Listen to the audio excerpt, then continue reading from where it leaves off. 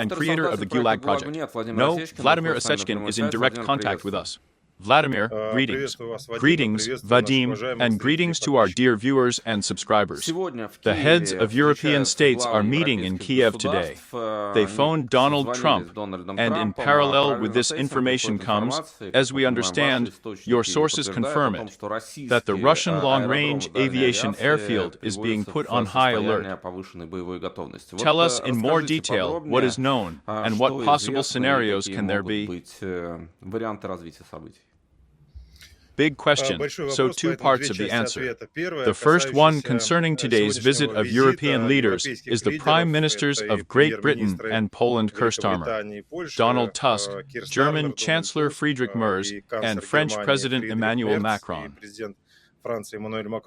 Their joint visit to Kiev is, of course, an indicator of European solidarity and pan-European support for Ukraine. Probably, today it is possible to put an end to it and sum up the failure of the Russian special operation of Gigantic and so, which they launched against the President of Ukraine Vladimir Zelensky at the end of last year. As we remember, Zelensky, and from several sides, was literally attacked by a barrage of attacks with the aim of discrediting him, raising the question of his legitimacy or illegitimacy and creating strife, discord, and perhaps even a civil conflict in Kiev, in Ukraine.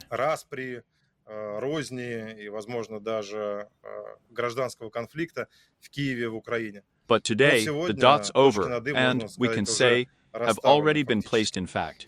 Before that, there was a landmark historical meeting between Donald Trump and Vladimir Zelensky in the Vatican, in St. Peter's Cathedral, and today, the arrival of the leaders of France, Germany, Great Britain and Poland is a clear demonstration of universal support for Ukraine.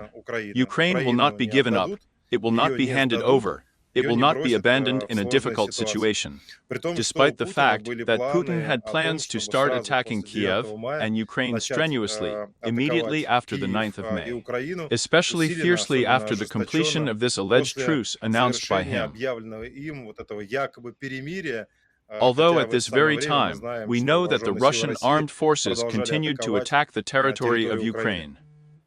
The situation, yes, on the one hand, there is a great prospect, broad support, new agreements, including with the new leader of Germany, and on the other hand, we see reports from our sources, starting this morning, that both ship commanders, navigators, and combat control officers received an order tomorrow report to the air bases already.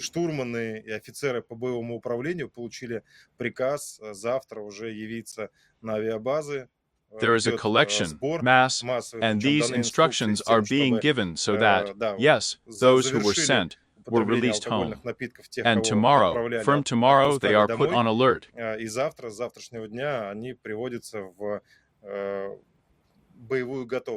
What will follow? There are no weapons, an attempt to raise some stakes and bargain for something now during the call of negotiators, including with representatives of the United States, literally there today and tomorrow. Or is it really such a plan to resume attacks on Ukraine and with renewed vigor, because these days they have prepared both missiles and bombs, and we know for sure that they have the ability to attack and carry out massive airstrikes.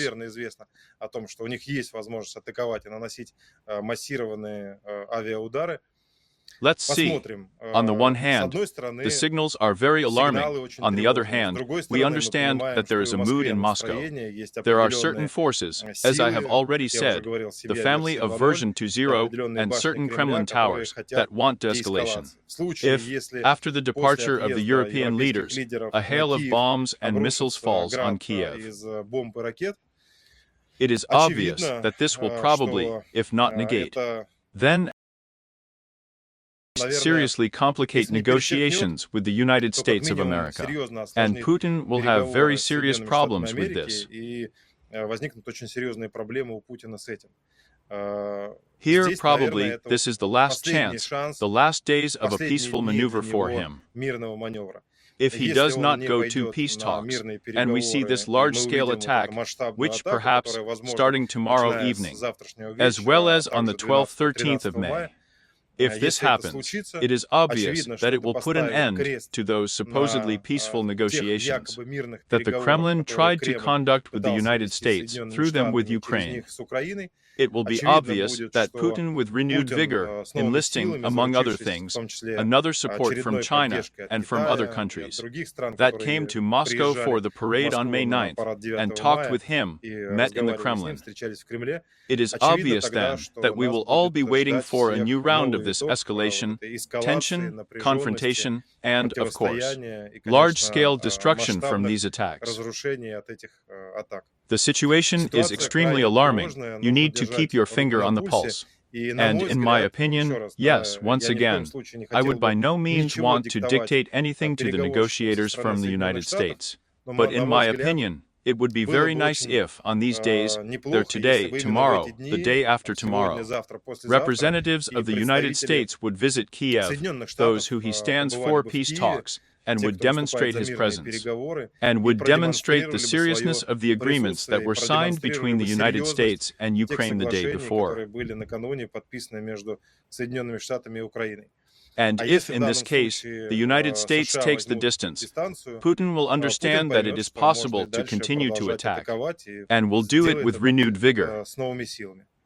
Here are a few confirming what you say, such alarming symptoms. The first is that they block the sky over Kapusny Yar. This is a training ground where strategic troops, strategic missile forces are based. There, in particular, the last time they blocked it, when they used Hazel.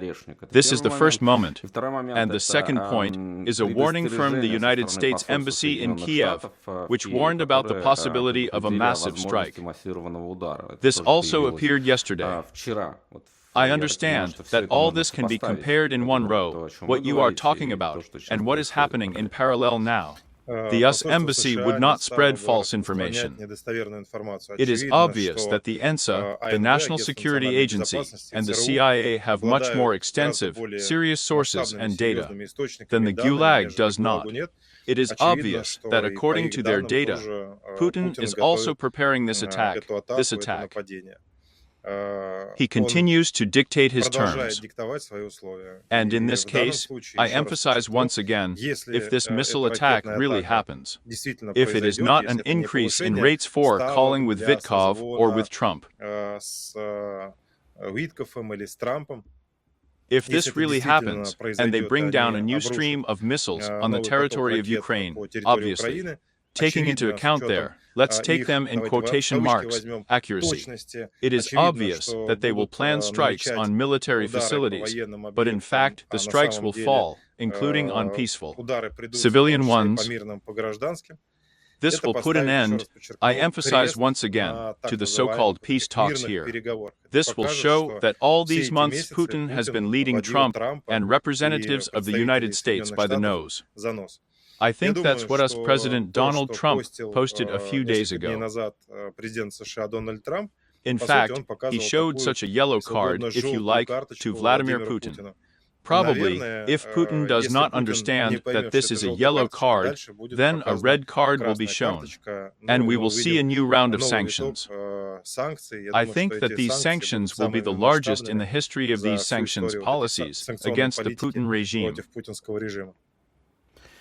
The Russian submarine was spotted and escorted to the channel. The operation was carried out by the British Royal Navy. The Russian killer-class submarine was returning to Russia from the Mediterranean Sea, but on the way, it fell into the sights of the British military.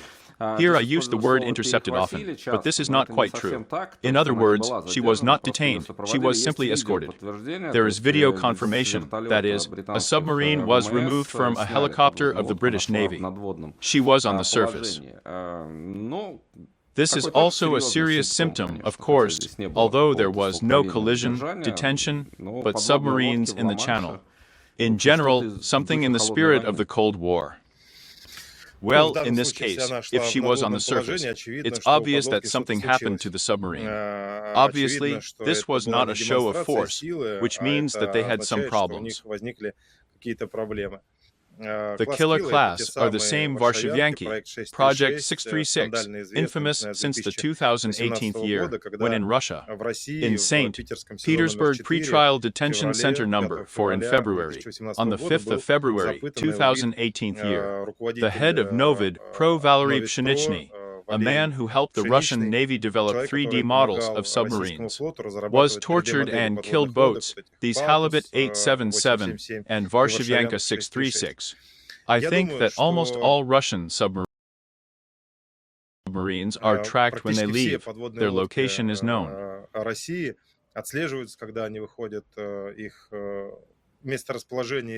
And in the event of a large-scale conflict, of course, almost all of them will be destroyed in one way or another. Moreover, many people have a really depressing technical condition, and not everything is as it is shown on the parade, in the commercials of the Russian Navy.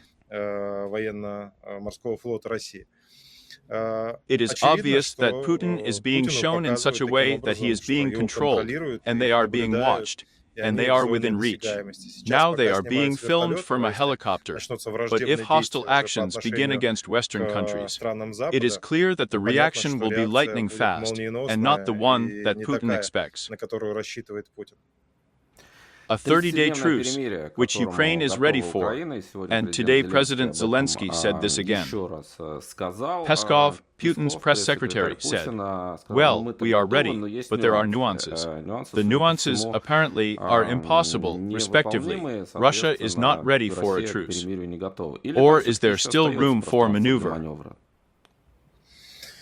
Judging by what we know, Putin enlisted support. He had an important conversation with Xi Jinping because, in fact, you need to understand that without support and without working with China, Putin would not have dared to do what he did in February of the 22nd year and what he is now continuing. Of course, China is behind us in the shadows. Yes, they are not attacking Ukraine directly, but they are providing Putin and the Russian Federation with a huge flow of money, buying up resources. On the one hand, yes, China certainly earns from this. On the other hand, de facto, it is financing the Putin regime, financing the very war, bombs, missiles that are flying through Ukraine.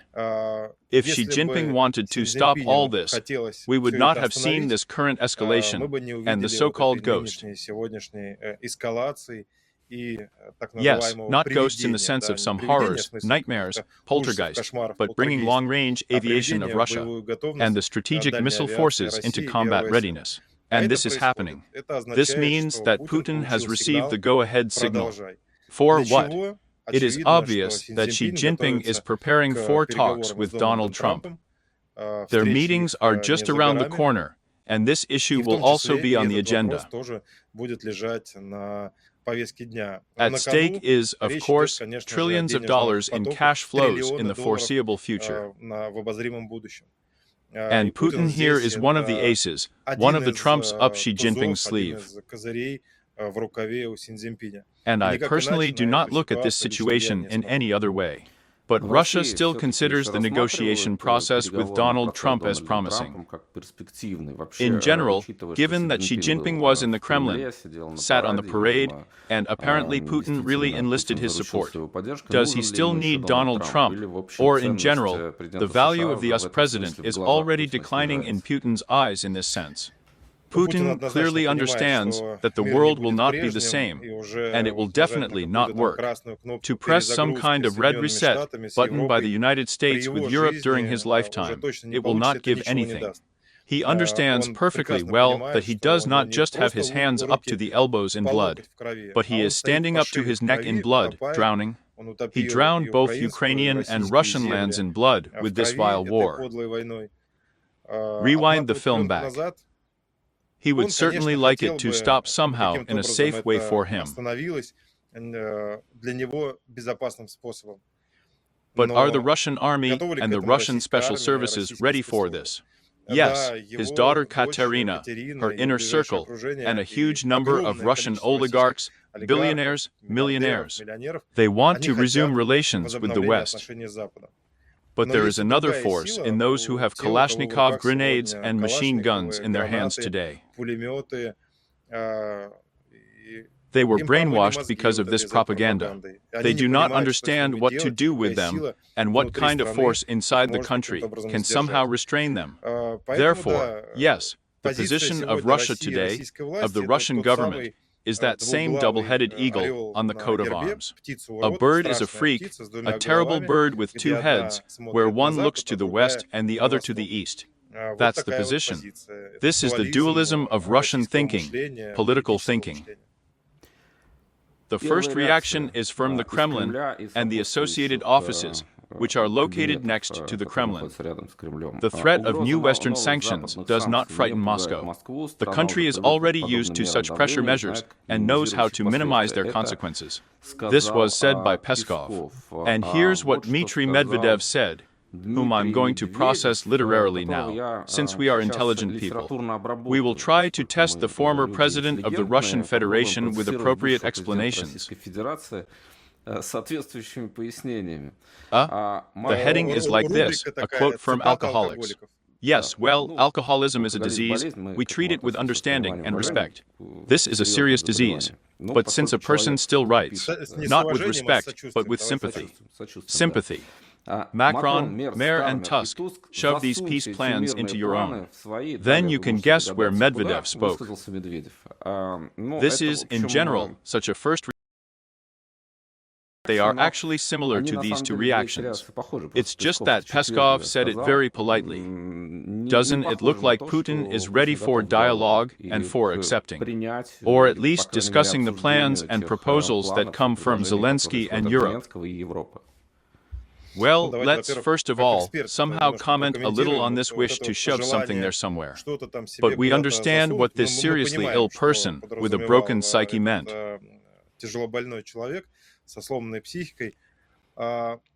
It's just this hidden sadism, sodomy, and perversion. Here they perceive, excuse me for the expression, this is the anus of people who do not please them, as the fact that you can put something in there, some suggestions or a mop, or a bottle of champagne, and so on. Unfortunately, this gulag, the gulag hierarchy, is very serious. This is the principle of raping a person you don't like.